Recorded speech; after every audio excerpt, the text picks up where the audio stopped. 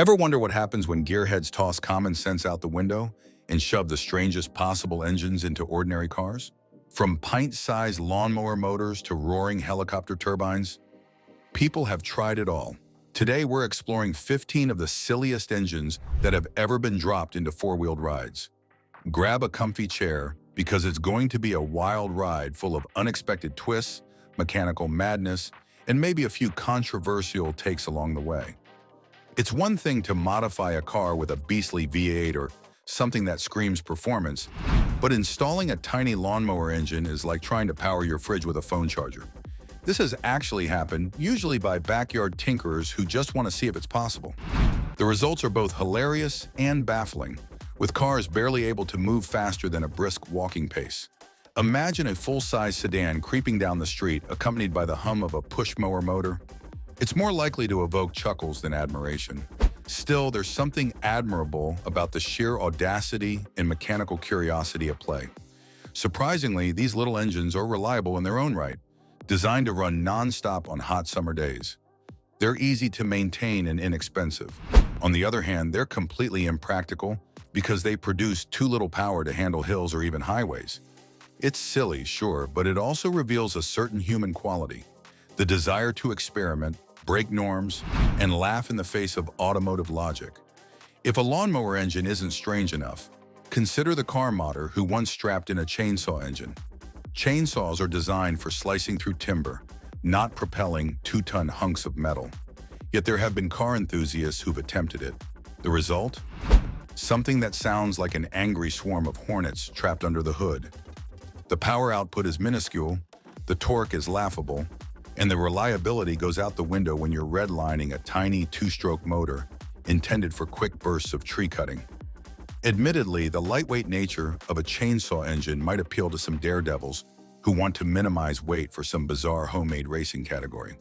The biggest drawback is obvious: no serious performance, no long-term durability, and no practicality. It might be slightly easier to manage than a lawnmower engine because it can spin at absurdly high RPMs. But let's be honest, this is all about novelty.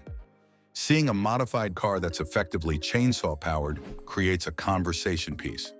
It's silly, memorable, and outright weird, which is precisely why it's so fascinating. Before we move on to the next one in the list, I'd like to ask you a small favor. If you're enjoying this content so far, please take a second to like this video and subscribe to the channel. It doesn't take much, but it means a lot to us. Thanks you. Believe it or not, a few fearless souls have tried dropping an outboard boat motor into a car. Instead of dealing with the typical automotive block, they've adapted something usually found hanging off the back of a fishing boat. It's a bizarre concept, a car powered by a tall, slender engine designed to push through water. On the plus side, outboard motors can be incredibly lightweight and surprisingly efficient in their natural habitat. They're also relatively simple, often 2-stroke or small 4-stroke designs. But the moment you stick it into a car's engine bay, you're dealing with a completely different environment. Air-cooled or water-cooled in ways that don't fit well with a car's layout, these motors can overheat or underperform in seconds. The torque profile is mismatched, and the power-to-weight ratio isn't favorable for pavement use. Still, there's a certain uniqueness. Even if it's utterly impractical, it shows the kind of maritime to automotive crossover that nobody asked for, yet someone still tried. It's a testament to human creativity and madness. At the opposite end of the spectrum, some enthusiasts have looked to the sky for inspiration, installing actual helicopter turbine engines into their cars. Think of Jay Leno's famous jet-powered EcoJet concept, or those wild attempts at cramming a retired military turbine into a custom chassis. The immediate benefit is raw, absurd horsepower. These engines can produce mind-numbing thrust, enough to blur your vision if you dare to floor it. The problem is they're notoriously challenging to control. Helicopter turbines are designed for lightweight aircraft, not street-legal vehicles stuck in traffic. They require special fuels, produce astonishing amounts of heat, and the throttle response can be unpredictable. Even if you manage to tame one enough for the road, you'll be dealing with ear-splitting noise. Still, seeing a turbine car rolling down Main Street is an unforgettable spectacle that can literally stop traffic. It's silly in the sense that it's overkill, but it's also a jaw-dropping display of engineering bravado. It's not just helicopter turbines that have found their way into cars, but also colossal ancient aircraft engines from the World War era. These engines, often monstrous, water-cooled beasts from old biplanes, produce massive displacement and torque that's way out of proportion for any typical car. The appeal is pure historical romance combined with mechanical artistry. Owners who pull off these swaps often want to showcase the raw might and craftsmanship of early aviation technology. The downside? Weight, size, and cooling demands become nightmarish. These engines can weigh more than an entire modern car's powertrain and have fuel consumption that could bankrupt you just idling in the driveway. The practicality is essentially zero, yet the visual and auditory spectacle of one of these archaic monsters roaring on four wheels can't be denied. The fact that some daredevil managed to adapt controls and mount it to a drivetrain at all is downright remarkable, if not gloriously silly. It's a piece of living history, loud, cumbersome, and utterly unnecessary, which makes it all the more intriguing. Stepping away from the old and massive, let's consider the jet ski engine. Designed for zipping around lakes and rivers, jet skis are known for their peppy performance on water. Slap one into a car, though, and you're entering a realm of pure oddity. They can rev high, produce a fun power band, and weigh very little. On the other hand, they're meant for aquatic cooling conditions and direct drive to an impeller in water, not a gearbox linked to wheels on asphalt. You'd have to get extremely creative just to make it function. Even then, the power delivered might feel lackluster once the novelty wears off. Yet the idea of a jet ski car is so ridiculous, it almost demands respect. It's a conversation piece at every car meet. That's part of the appeal, being the person with the strangest build on the block.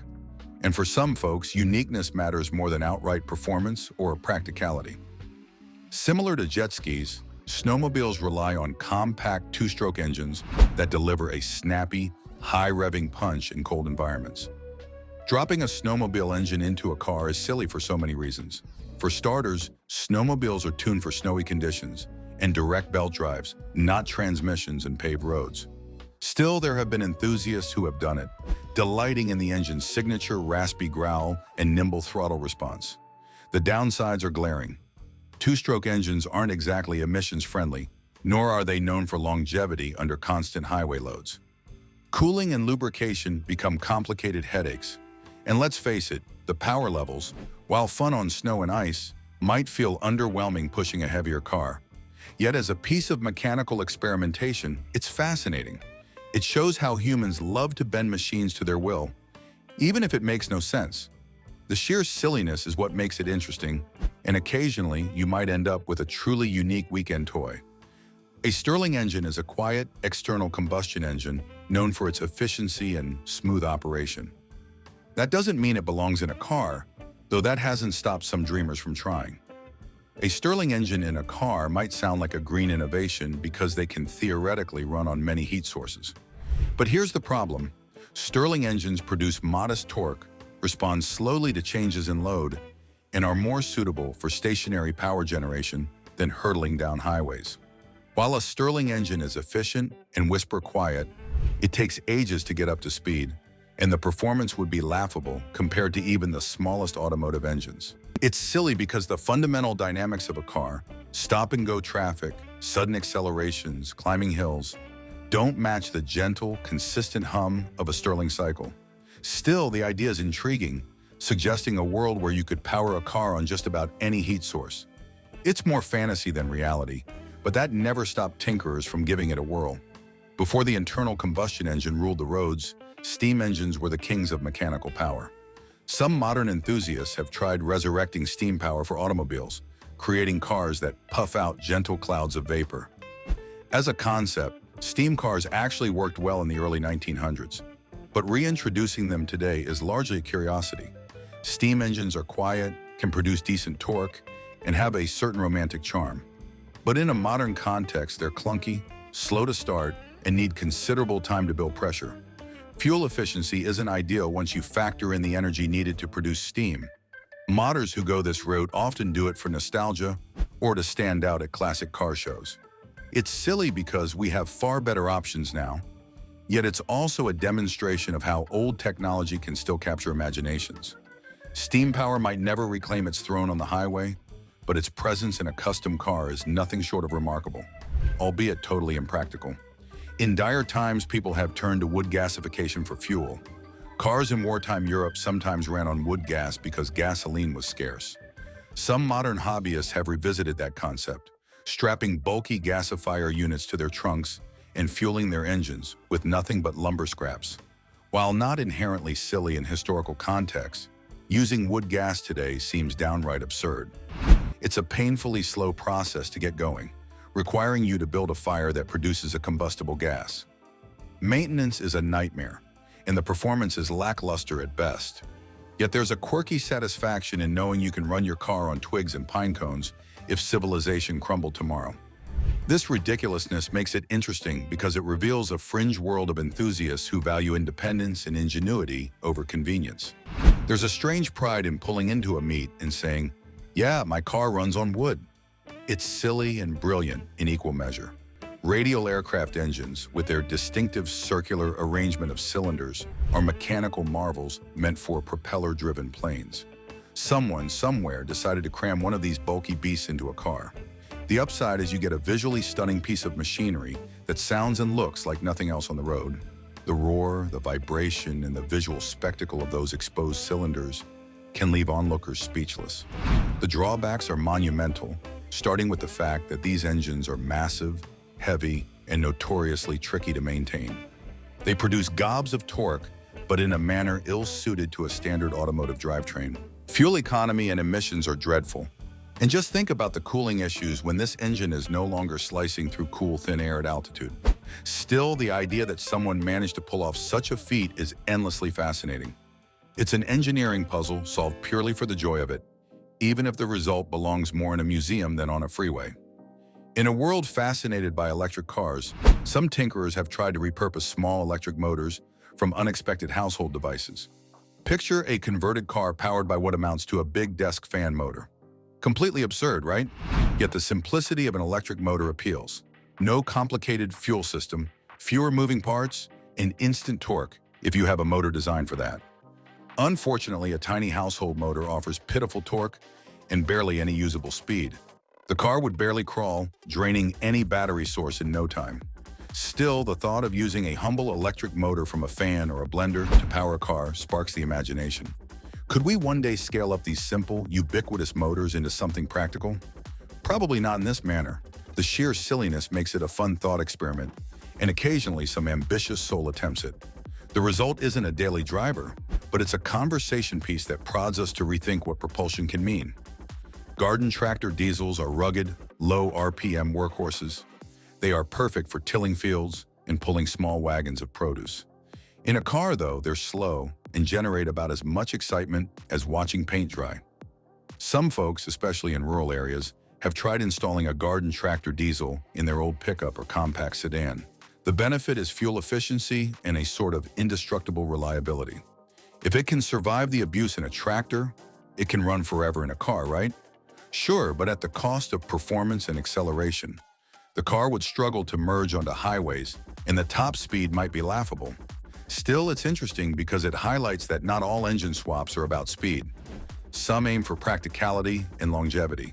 While silly in a world where hybrid and modern diesel engines exist, it's a testament to human stubbornness and resourcefulness. It might not win any races, but it could run for decades, albeit at a snail's pace. One of the strangest modifications involves not just one silly engine, but multiple small engines cobbled together. Imagine a patchwork of mismatched lawnmower, scooter, and chainsaw engines all connected through a homemade gearbox. It's the ultimate backyard mad scientist project. The benefit, if any, is that you might combine the power of multiple tiny motors to get something halfway usable. But good luck synchronizing them, managing their collective heat, or even keeping them running at the same speed. This Frankenstein approach often results in a noisy, vibrating mess that's more a testament to human ingenuity than a feasible transportation solution. It's silly because it represents the opposite of elegant engineering. Yet it's fascinating because it's pure creativity, showing how far some will go to break the mold. It's a rolling conversation piece, The kind of thing you'd see at a bizarre car festival and never forget. In a world striving for aerodynamic efficiency and electric perfection, this multi-engine monstrosity sticks out like a sore thumb, and maybe that's the point. Finally, let's talk about car enthusiasts who have tried using tiny model jet engines. Yes, the kind originally designed for model airplanes. These microturbines are marvels of engineering in miniature, producing a high-pitched whine and a surprising amount of thrust for their size. In a car, though, thrust doesn't translate straightforwardly to wheel rotation. Builders have had to get cunning, sometimes using these jets to charge batteries or run compressors that feed another system. The result is complicated, inefficient, and totally impractical. Still, the sheer absurdity of using model-scale jet propulsion in a full-size car is mesmerizing. It reveals how tinkerers will go to extreme lengths to stand out and experiment. The benefit is bragging rights. The drawback is everything else: cost, complexity, poor drivability. Yet there's something undeniably cool about it, as if you're witnessing a science fair project taken to the extreme. It's silly, sure, but it's also a testament to human curiosity and the urge to do something no one else has tried. We've just journeyed through 15 of the silliest engines ever used to modify cars. It's a testament to human creativity, stubbornness, and outright lunacy. While most of these experiments won't solve any transportation problems, they remind us that cars aren't just machines. They're platforms for imagination. If you enjoy this wild ride through strange propulsion ideas, there's more automotive madness on the horizon. Hit that subscribe button to keep exploring the weird, wonderful, and sometimes downright ridiculous world of motoring. Join our community, stay curious, and let's keep celebrating those who dare to test the limits of what's possible.